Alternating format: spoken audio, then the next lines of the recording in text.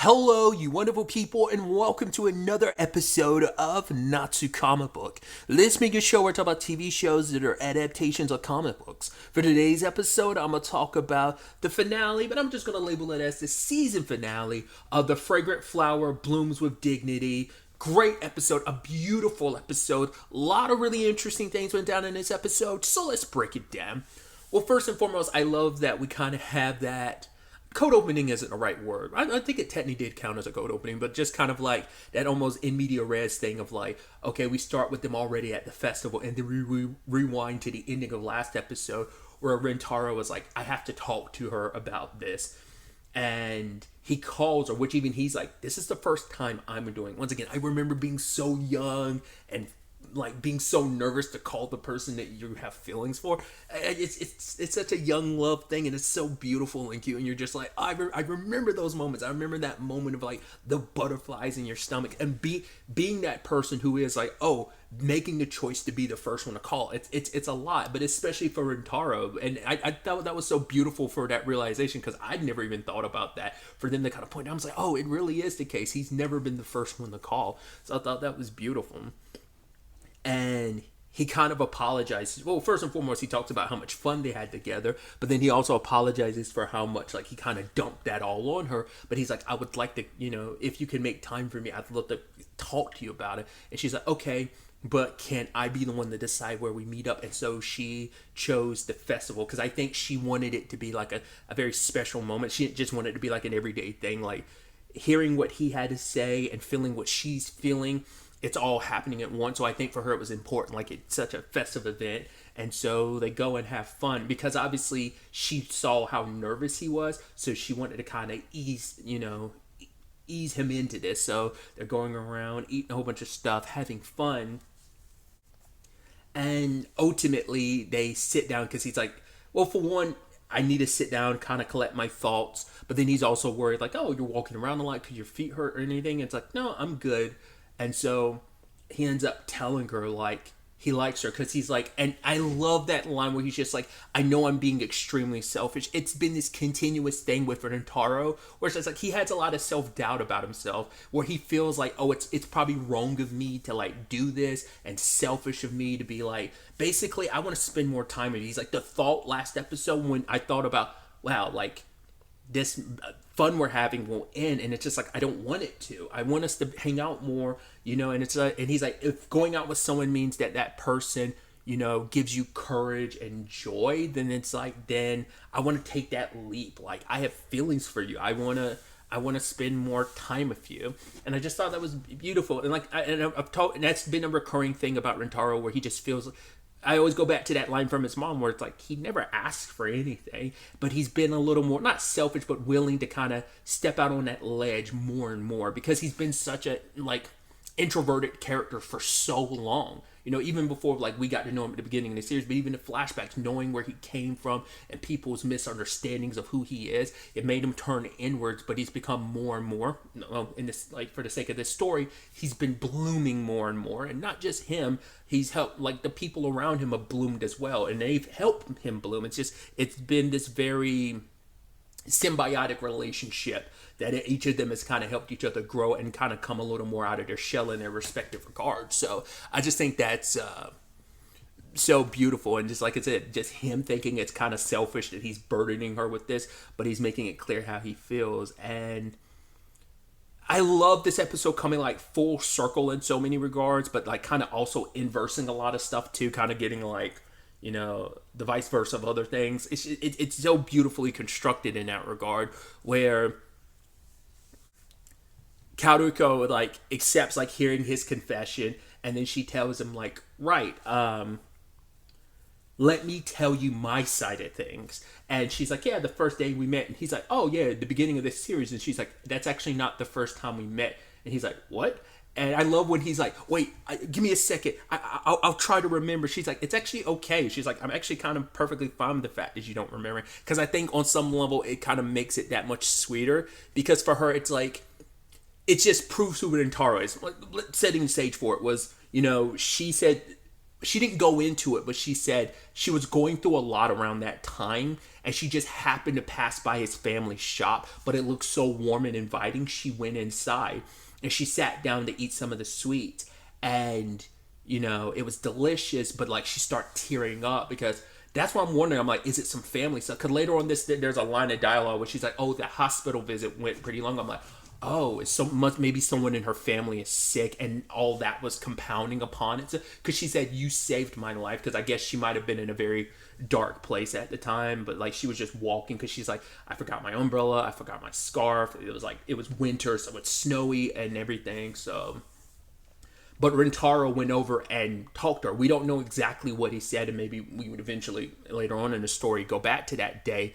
I'm sure we're going to find out eventually, like, what was going on in her life that led up to that moment, and it's probably then, at that moment, when we'll find out what exactly Rentaro said to her that, saved her that day.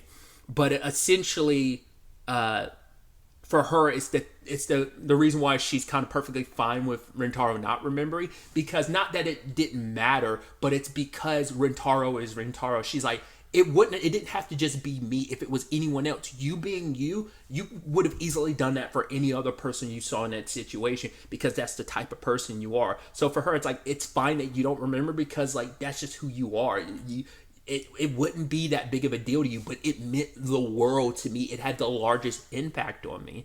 And so the beautiful thing of like that going forward, she's like, oh yeah, start putting on more makeup. I would curl my hair. I'd always make sure to wear the newer stuff I bought, just on the off chance that I'd get to run into you again. I was like, that's actually really beautiful and sweet, because obviously, like, we've always gotten, most of the show has been through Rentaro's perspective. Obviously, with the episode with half of the episode, it's like Subaru and Karuko, and then like the other half is Subaru and Rentaro. But it's like that episode is like an opportunity to kind of see things and kind of feel things through Karuko's perspective. But most of the show's kind of been through the lens of Rentaro and how he's feeling in his perspective on things, and seeing how nervous he is. But it's like, no, you flipped out opposite side. Like Karuko was feeling and going through the exact same thing. And so for her to just be like, okay, I'm going to show up at the shop, like maybe he'll be here. And then she goes to the register and she sees him, but she sees him in the kitchen, and she doesn't want to bother him. Because initially I'm like, oh, because you don't want to be awkward, because you don't know that this is his family shop. So you think he just works here. So you're like, oh, I don't want to bother. Like, she's like, I don't want to be awkward, where I just like, oh, can I talk to that guy in the back? She was actually hoping he'd be working at the register so that it'd be easier to communicate with him in that regard. But especially because it's like, oh yeah, like, because she would show up at that place regularly, and it's like, she's like, oh yeah, because my husband makes all these cakes. She's like, wait, this is your family shop? It's like, oh yeah, that's my husband there, and that's my son right beside him. He's about to go into high school. And she's like, wait, that's your son? And she's like, wait, he's the same age as me? She's like, whoa, I thought he was, because he's so mature looking, I felt like he was older than me. Which I'm like, I love that being the vice versa of, right, he initially thought, because how short she is, he just assumed she was a middle schooler. So I love that full circle thing. And like I said, the inverse of being like, oh no, they both had that misunderstanding. One thought one was older, one thought the other was younger. I thought that was so beautiful. Like I said, it's just the interesting perspective switch to know, like, they were both kind of feeling it at the same time. And so what does she do? Like, the whole thing kind of makes her panic a little bit, and she runs away, and she starts stressing about it a little bit. She's just like, but she makes a concerted effort to go to the shop over and over again. But the problem is, he's always working in the back, so they never even get to lock eyes. So she goes over and over and over again, just hoping, and it's like, well, no luck this day. And it's like, because that hope was still there, but it was kind of trickling down. So the day in episode 1, she kind of was like caught off guard, because she's like, I'm not wearing anything cute. The hospital visit ran a little long. The shop, it's probably open, but like, would it be right to go in? And so she does. And this is one of the times, because up until now, she kept just ordering and leaving. Because the last time she sat in the shop to eat was when she actually met Rentaro for the first time, like last winter, which he didn't remember. But she saw that he wasn't there, so she's like, oh, okay, it's perfectly fine. She's just like, I'll just sit down. I think there's a lot. And, she was eating a lot of stuff, which even his mom was like, oh, yeah, it's kind of interesting. You kind of practically ran through the entire menu at this point in time. But in that one moment, just as she's about to finish the last bite of food, Rentaro's there. And I love it, adds so much context that she was like, I was so embarrassed and caught off guard that I started choking on that last bit of food. And the thing was like, I think this is when she ended up being embarrassed and running away. Maybe not necessarily that first time, but this time I think was when she did it. Yeah, I think it was this sequence and when she did it. But it's because she was so embarrassed because she's like, I'm not wearing anything cute. Like every other time she put in such a, like I said, big effort, and this is the one time, the one day, like I just happened to make it because she's like, yeah, everything going on, I just let my guard down. I didn't see you, so I was like, oh, it's perfectly fine. And the one moment I let my guard down. Because initially you're thinking like, oh, maybe she's panicking because first and foremost, there's all these sweets on the table that she ate by herself. Or maybe she's embarrassed being caught eating. Like, I think I even said that in episode 1. I'm like, is that why she's freaking out? It's like, now you have the context of, it's been a massive build up to this moment for her. And she's panicking because she's like, I'm not even wearing anything cute. So, she still made an effort to try and come back. And then she goes up to Rentaro's mom and it's just like, I want to talk to your son. And just in that, like, because that moment was like the first moment, like previously, that they had locked eyes, since like that moment when he, saved her, when he helped her without even realizing it. And I just thought that was so beautiful, just like her now being able to see him and everything, and just for life to kind of continue from there. And she's kind of, it's after the events of episode 1, so she's stressing about it at school because she can't concentrate. It's like, oh, he got hurt because of me. And just like Rentaro, he couldn't think and he was so nervous. And she's just like, oh, what do I do? So she's like, right, it's early enough in the school, I could just like open the curtains. And when she does, she just happens to see Rentaro and just like everything hits her at once because he immediately gets up and closes the curtain. And she's like, wait, he goes to Chidori. She's like, oh my God. She's like, he's so close to me. And I'm like, I love it. Once again, that's her takeaway. It wasn't like, oh my God, he goes to that school Chidori. She doesn't have presumptions like that, like any bad connotation. All she could think about was, oh my God, he goes to a school that's so close to me. And, and it's just like, that just shows you who Karuko is too. That's where her mindset went to immediately. Because that was part of Rentaro's conversation about he didn't want to be a burden to her. But like, Karuko was like, the Chidori and Kikyo of it all doesn't matter because that's not where we first met. Like, our story precedes like us going to those schools, even knowing about each other going to those schools. Our story precedes that, so it doesn't, that never mattered because our journey started outside of school, so that shouldn't play a part in our story. It's kind of what she's also saying as a part of all of this as well. And I love that this little element to her when she does her backstory, when she's doing like her confession side of things, is that you have that like the white canvas and then just like that like purplish blue drop, and it gets bigger and bigger because it's showing like her feelings expanding more and more and more. And I think that was the moment when it's just like it complete, like them locking eyes immediately, like across from the schools from each other, made that like erupt, and it like covers the entire white.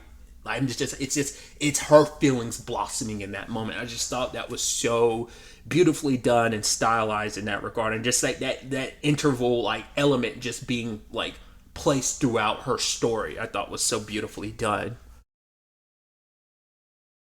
Because I think Rentaro was so focused on thinking like it was a one-way street, but it's like, no, just as your feelings have been blossoming and developing, so has hers, and it's just been this beautiful thing of you like culminating and all hitting at this moment. It's just so beautifully done.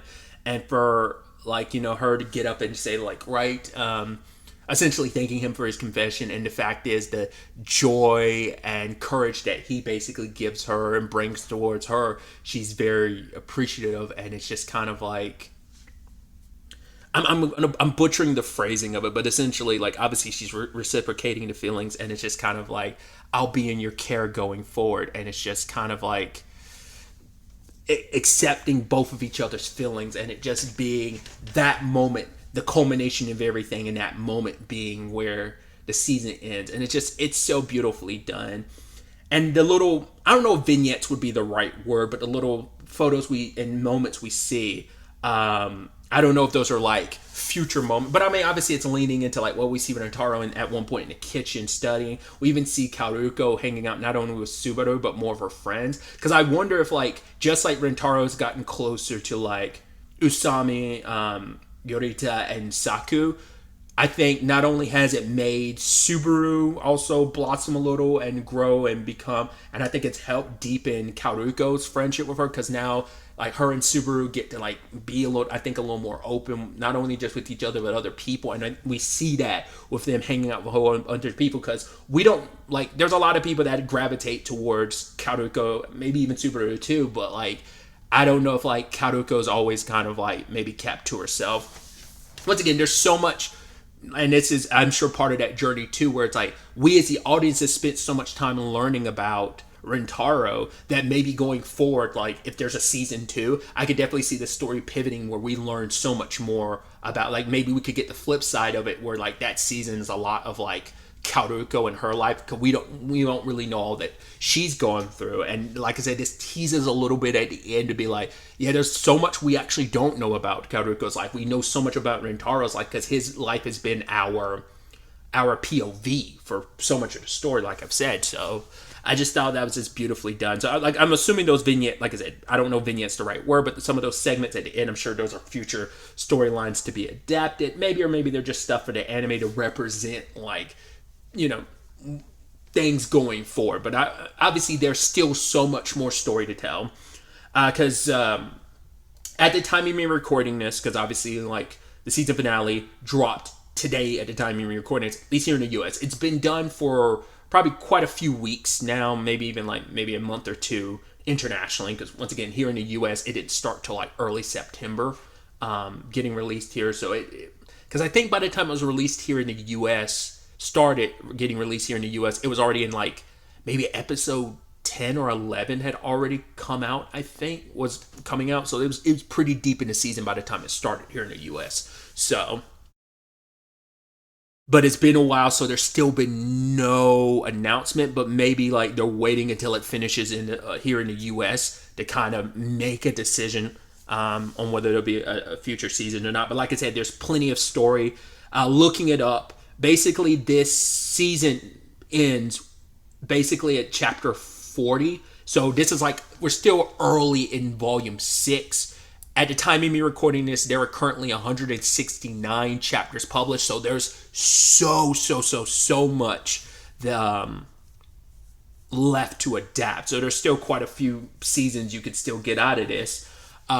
It's the 21st volume. It's currently up to 20 volumes, I believe, based on Wikipedia. I think it was volume 21, I believe, is dropping or getting published like early-ish December. So, and even then, that's not going to be like every chapter that's really, because there's like a lot of chapters that haven't been like combined into volumes. So that's probably at least like where it is currently. There's probably at least like, I don't know, maybe 3 or 4 more volumes left to be published, at least with the amount of chapters that are already, out there. So either way, but like my point is, there's just so much left to adapt. I hope we get another season of this, because this story is so great. It's so cute and beautiful. It's very like nice, like, I don't know, well, twist, but kind of like this very like modern, like, high school version of Romeo and Juliet story. I think it's just beautiful.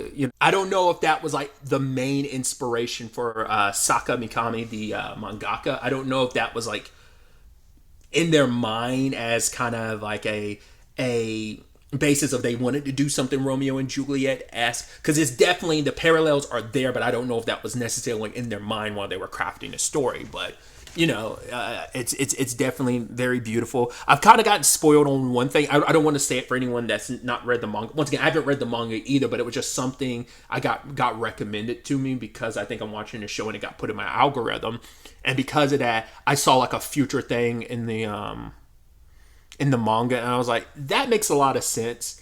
I'm curious to see the lead up to something, but once again, no spoilers, but I don't even want to give any context of what it was that I kind of got spoiled on, but I'm still interested to see that storyline get developed as what it is. It makes no sense because I'm talking around it, but sorry. But yeah, I mean, hopefully we do get a season 2. I mean, not even just that, even more, because I'd love to see the rest of this story develop. Obviously, once again, the manga is there. So even if it doesn't, unfortunately get more the story doesn't get further, the manga doesn't get further animated, there's at least still the manga you can read. It is currently, and the English release is up to volume 9, which ends with chapter 69, and volume 10 gets an English release early next month. Funny enough, when volume 21 comes out in Japan will be when we're getting volume 10 here and like as an English release, and that will end with chapter 77. So just kind of putting that in perspective of like, if you're curious about where the English release of the manga is, like how much further into the story you could read, just kind of giving you context. So yeah. But yeah, I've run my mouth off long enough. I just thought this was a beautiful story. If this is all we get for the anime, I'm okay with that, because I think it's a very beautiful note to end on, and it's a very great spot to end things on. Just, everything coming full circle and everything hitting this crescendo of them confessing their feelings, and this is, it's a perfect spot, because going forward will be like, where things kind of go, how things. I think even one of the next chapters, like maybe the next 2 or 3 chapters in the manga, is called Change. So I'm sure it's about like maybe how much their dynamic changes now that they're kind of officially going out now. So I could definitely, it'd be a nice that being kind of like, the purview, which we're kind of viewing so much stuff, especially if it's from Karuko's perspective, going forward into the next section of the story would be kind of really interesting. So, but like I said, fingers crossed, I'm hoping we get more, because I'd be fine. I'd accept it if this is all we get anime-wise,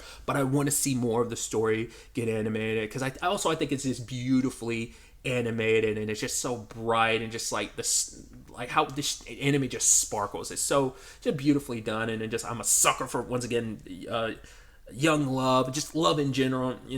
Romance tends to, for whatever reason, just be the genre I gravitate to quite a bit when it comes to animes and stuff like that, and manga. So either way, like I said, run my mouth off long enough. Yeah, till the next time we meet, be happy, be safe, live life to the fullest, and enjoy it. Good day and goodbye.